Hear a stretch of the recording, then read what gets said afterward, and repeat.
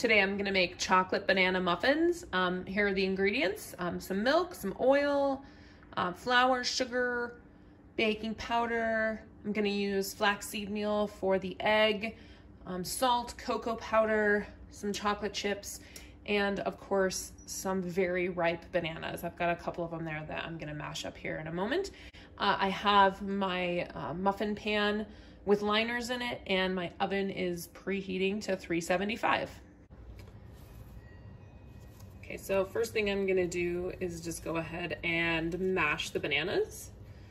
They're really ripe, so I just peel them and then just break them into some large chunks. There's one. And there's the second one. Whoops. And then I just use a potato masher to just smoosh them, get that out of there. So they're just all mashed up and smooth. So again, I'm using 2 bananas. They're about medium size. And the recipe doesn't really specify, it just says 1 to 2 ripe bananas. So I had 2 of them, so that's what I'm gonna use. Little side note here, you can actually use mashed banana as an egg substitute if it's not going to affect the flavor. So of course there's a lot of things that you'd make that you wouldn't want to taste like banana, but in the case of things like banana bread or like these muffins that I'm making, it's not a big deal. I am still gonna use flaxseed meal to replace the egg. Just a little side note there, since I'm mashing up some banana. Can use like a 1/4 cup of banana per egg in some recipes. Next, I'm gonna mix up the flaxseed meal. That's gonna be my egg substitute. It needs to sit for a few minutes. So it's a tablespoon of flaxseed meal mixed with, I always say this wrong, so mixed with 3 tablespoons of water per egg. So this recipe calls for 2 eggs. So I'm gonna do 2 tablespoons of flaxseed meal, and then I'm gonna mix that with 6 tablespoons of water. And then it needs to sit for a few minutes for the flaxseed meal to absorb the water.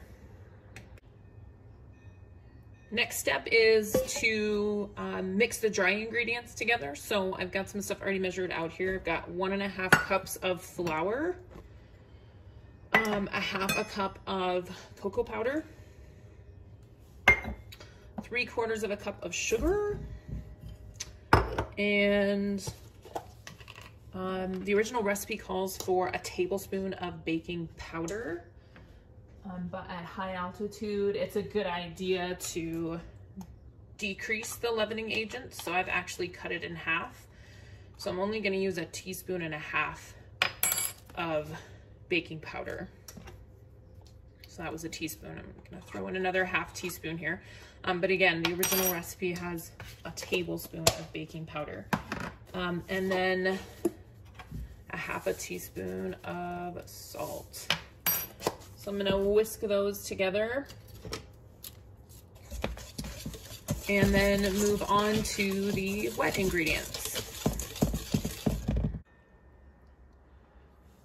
All right, so I've got my wet ingredients started here. This is the mashed banana that I already had in this bowl, and then I've already added the vegetable oil to it, 1/3 cup of that.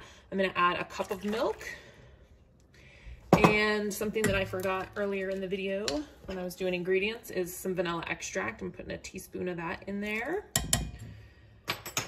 And finally, the ground flaxseed, which is been sitting now for a few minutes, so that's kind of what it looks like. That's for the egg. So again, there's 2 tablespoons of that and 6 tablespoons of water. So the original recipe calls for 2 eggs.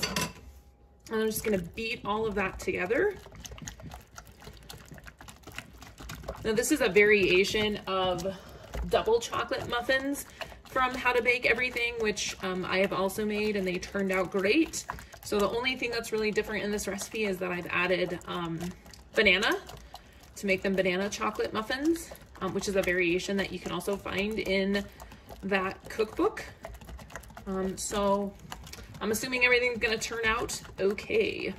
So now I'm gonna grab my dry ingredients here and add the wet to that.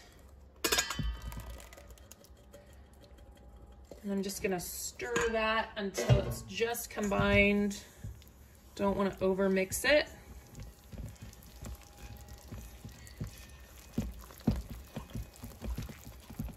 I might switch to a spoon or a spatula here in a sec. And then I'm gonna add in finally just some chocolate chips. All right, so I've added in 3/4 of a cup of chocolate chips, and I'm just gently folding those in. Again, don't really want to over mix the batter.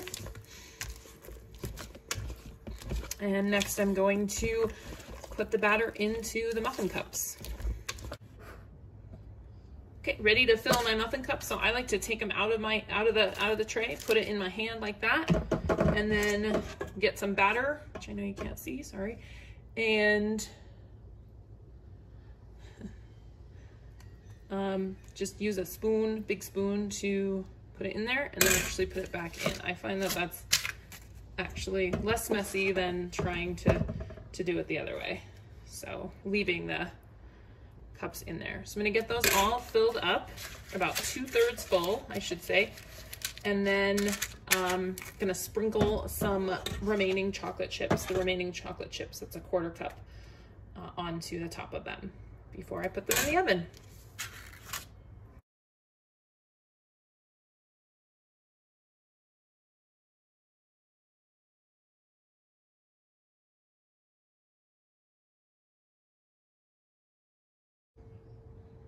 All right, so you can see they're all ready to go in the oven. I've got it preheated for 375, which is a little bit higher than what the recipe calls for. The recipe calls for 350, but I always increase it by about 25 degrees for high altitude. And I'm gonna bake them for, I think, about 20 minutes.